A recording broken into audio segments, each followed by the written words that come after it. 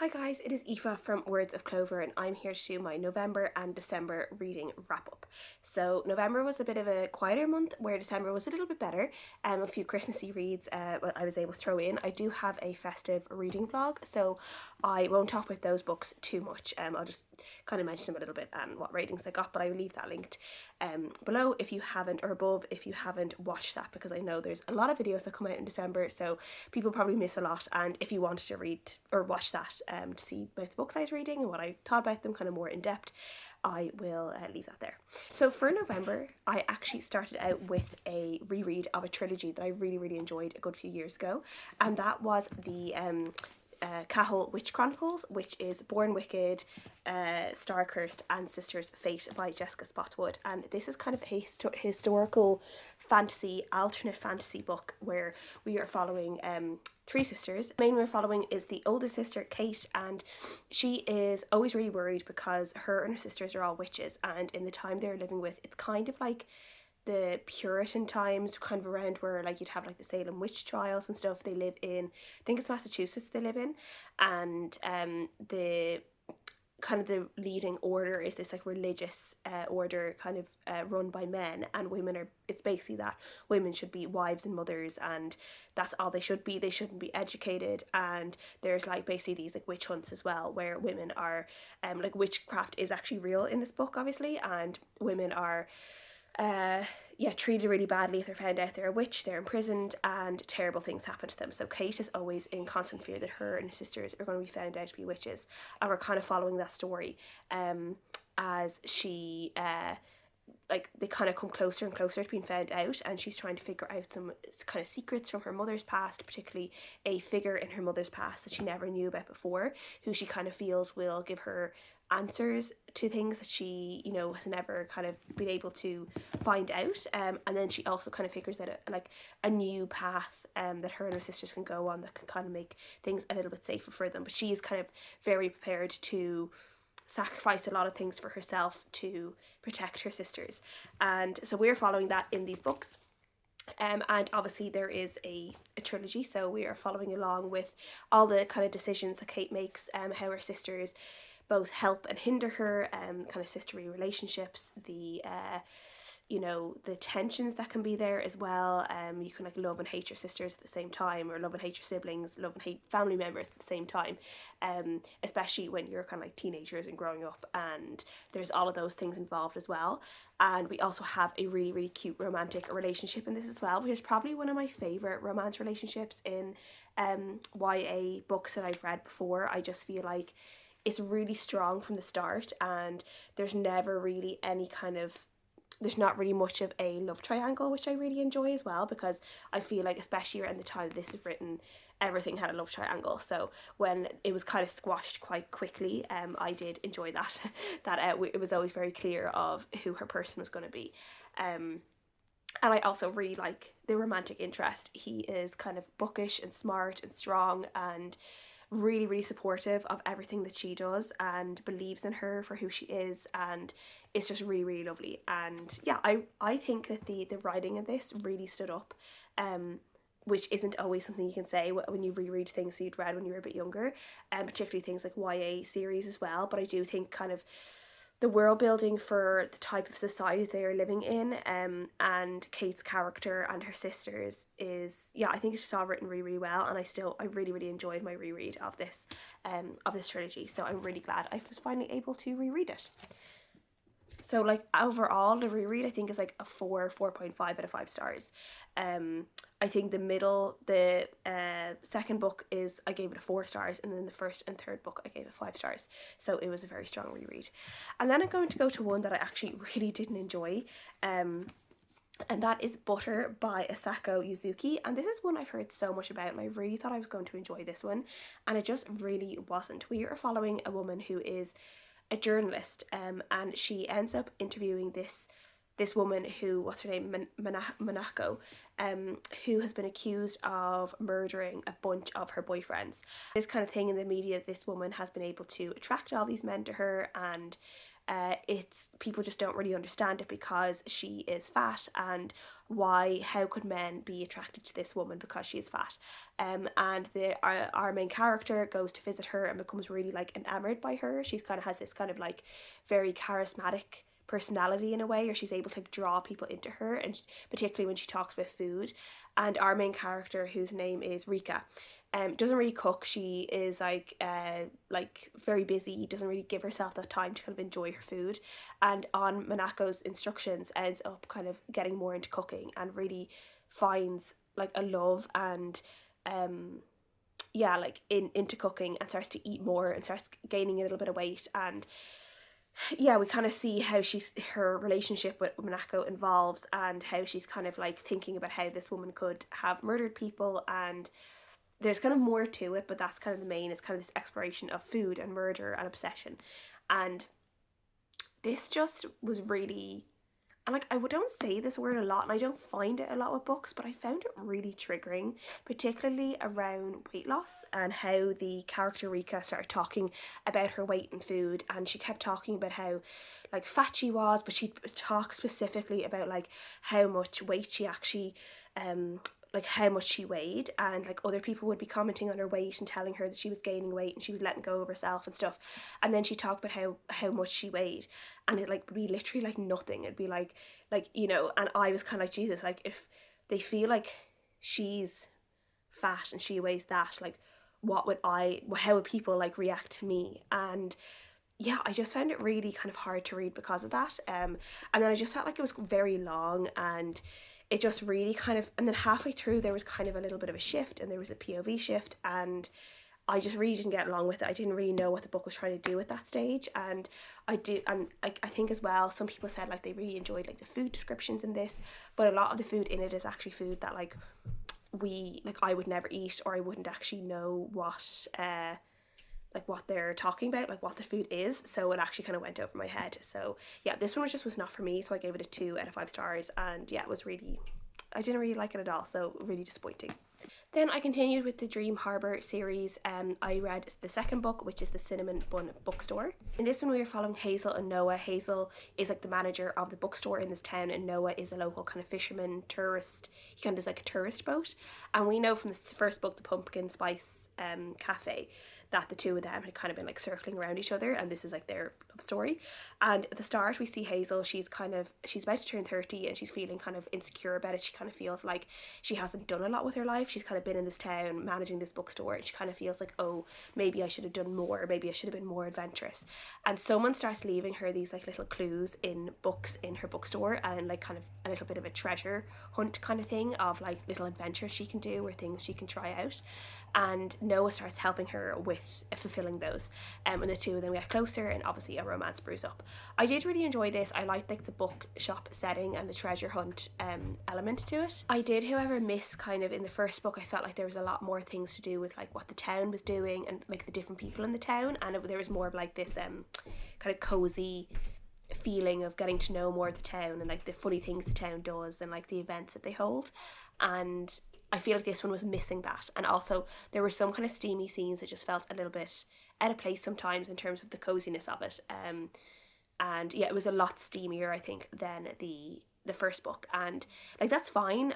But sometimes having cozy right next to very steamy is a little bit off-putting for me, I think. So I don't know whether I would have preferred this to be a little bit more fade to black, but I don't know, which is not something I say that much, because it's not something that really affects me that much. But I felt like in this book I just wasn't really into the steamy scenes as much.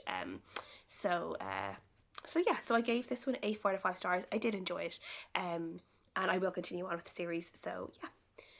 And then I read a very like old Goodreads to TBR kind of backlist, because I want to try and read those books. I'm trying to get like going with my Goodreads want to read, because I'm always adding books to it and maybe not always taking books off it.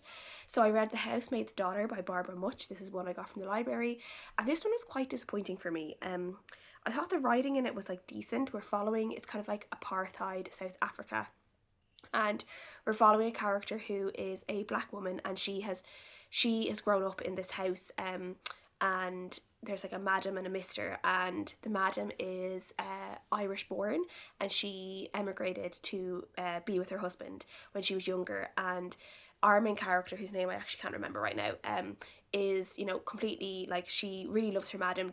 She's treated really, really well by her madam as well, and is kind of almost like, kind of feels almost like another daughter, except obviously she's working for a white family in South Africa at the time that, like, apartheid, it's like pre-apartheid, but like obviously racism is very, very heavy, and we kind of just see her grow up with this family, and how just the different times and then things that happened to her, and we see what it would be like for a woman to have a child of mixed race, and then for that mixed race child as well, what it's like, what it would be like growing up in such a place. And I just felt really weird about this, because we were following Ada, who and I just didn't understand why we're following Ada. The whole book is in Ada's POV, and it's about Ava's struggles through different things that she goes through, and then her struggles to raise a daughter who is biracial in a country that, it's very, very hard to be that. And I didn't understand why we were being told this story by an author who's white, and it's not her story to tell. And I just kind of felt a little bit weird because of that.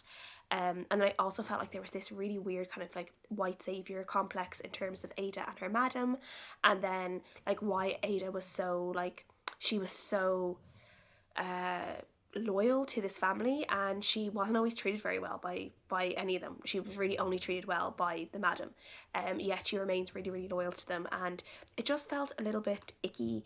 And I just felt weird about it, and I just didn't really like it. I felt the middle of it as well really meandered, and it kind of went on a little bit too long.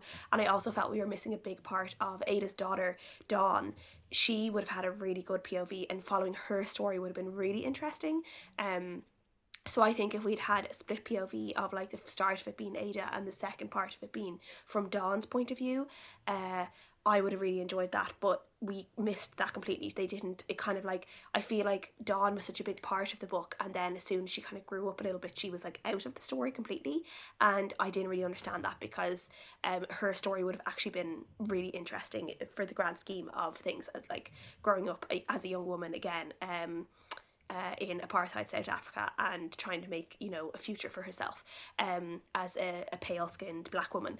So this was like a 2.5 stars. It just felt a bit weird about it and wasn't that great. So and we moved on to December, and the first book I read for that was I Who've Never Known Men by Jacqueline Harpman. This is a book I've heard a lot of people talk about. A lot of people have raved about this book. It's quite a short book. It's slightly dystopian. We are following an unnamed narrator who has grown up in kind of this big cage with a bunch of other women, and the only men she knows are the guards. And then one day the cage door is left open, and the women like escape that cage, and we kind of find out like what happens to them after that. And it's kind of a look, I guess, at humanity and survival, and what it would be like to live in a world with like only one gender, and not know,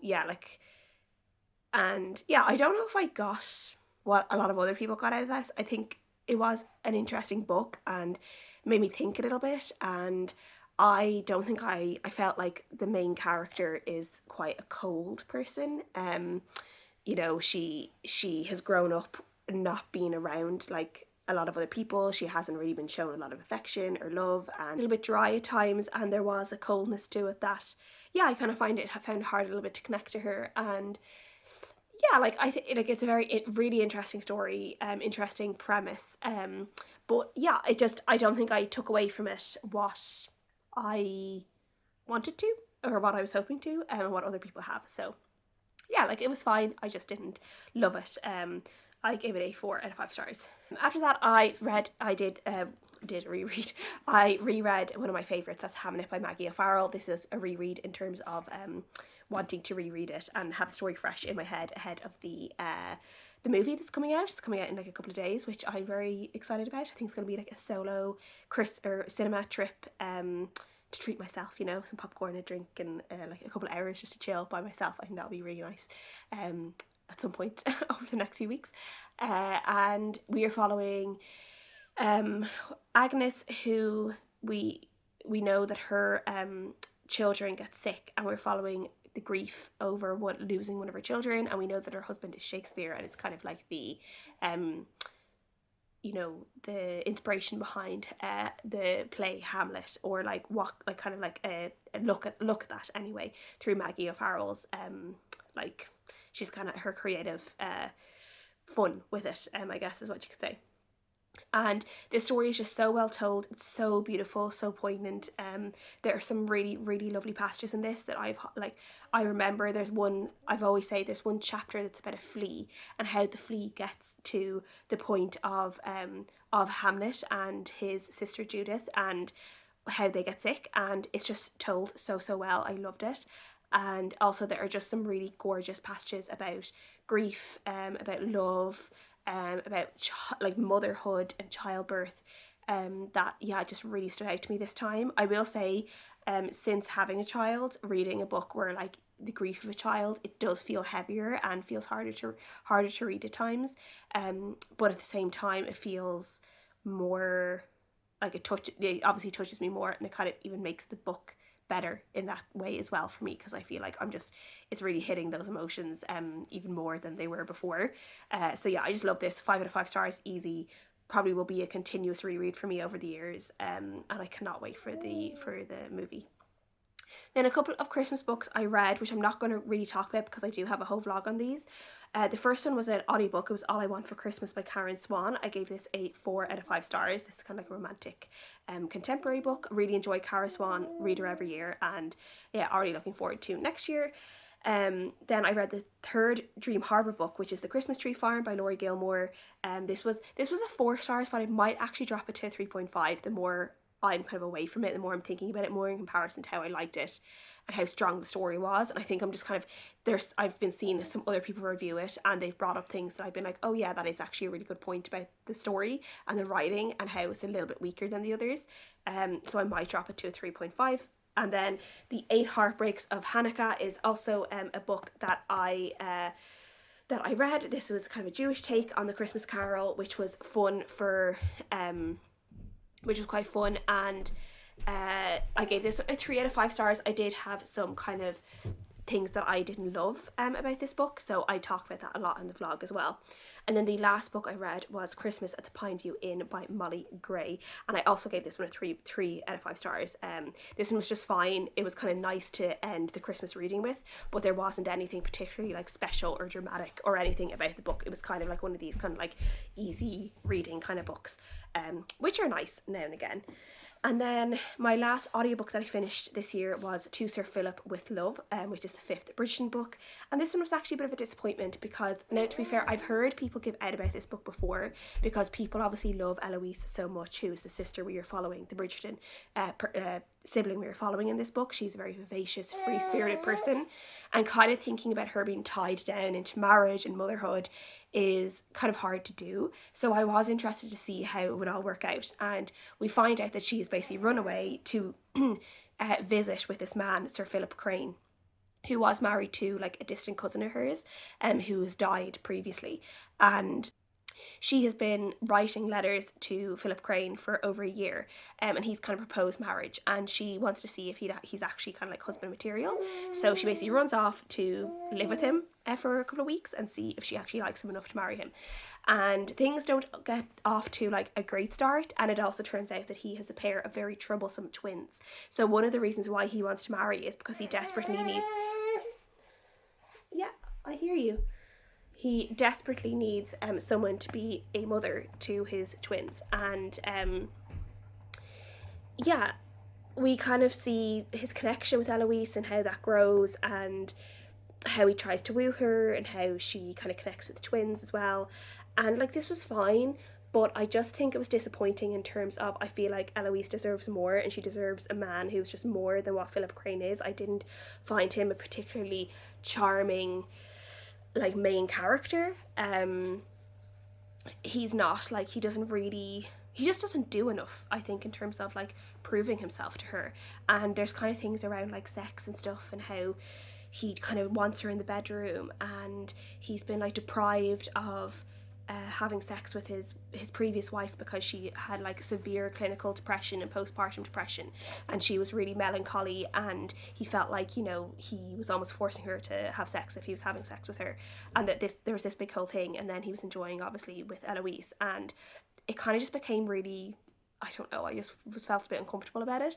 And yeah, I just felt Eloise does deserve more than just being chosen to be a mother, and that's like why he wants her, because he thinks she'd be a good mother. And yeah, I do think Eloise in the TV show is different to Eloise in the book. Though Eloise in the TV show, I'm like, they have to make big changes to this book, because our Eloise in the TV show would never, like, this would just not fly with her, and it would be very, very hard to see her being kind of settled down like that, and not trapped, but, you know, just in that way. I just can't see it happening. So I gave this a 3 out of 5 stars. It was fine. I didn't love the audiobook narration of it either, because I know the narrator just used this really like rough voice for any man, and I just, yeah, I don't always love that. And then the last book I finished, which I do have a physical copy, don't know where it is, and that's The Radium Girls by Kate Moore. This is a non-fiction book I read a few years ago, and I wanted to reread it this year, and it is about the women who worked in the radium dial factories in the 1920s, and they were basically painting radium onto these clocks, the numbers of these like watches and clocks and stuff, and they weren't given any like protective gear. They were told that the radium was good for them, and they ended up all getting really, really sick and dying quite horrifically from like cancers and yeah, just really, really hard deaths. And we see how some of these women fought back against the companies and sued them and tried to yeah, basically just have them admit that how they were treated was wrong, and that the companies owed them something, and how hard it was for that to happen. I think this was really well written. Kate Moore does a really good job of kind of telling you about the women, of who they were and not just what happened to them, and getting kind of you know, like accounts from family members of who they were, how they were remembered, and how strong they were. And yeah, it's just really, really good. It's a kind of one of those books that will make you really angry, because, you know, if this has happened to kind of richer women or men, it probably wouldn't have gone on for so long. They would have been given compensation earlier, they would have been believed. And yeah, so yeah, it's hard to read in that sense, but this was an easy 5 out of 5 stars. Really enjoyed it, and yeah, I'm glad I reread it finally, because I've been saying for ages I wanted to reread it. So those are all the books I managed to read in November and December. Please let me know if you guys have read any of these, what you guys think. I hope you guys had a lovely reading year, and I will be back soon with my best and worst books of the year if I get a chance to film them. I will try and do that soon, and I'll see you guys again next time.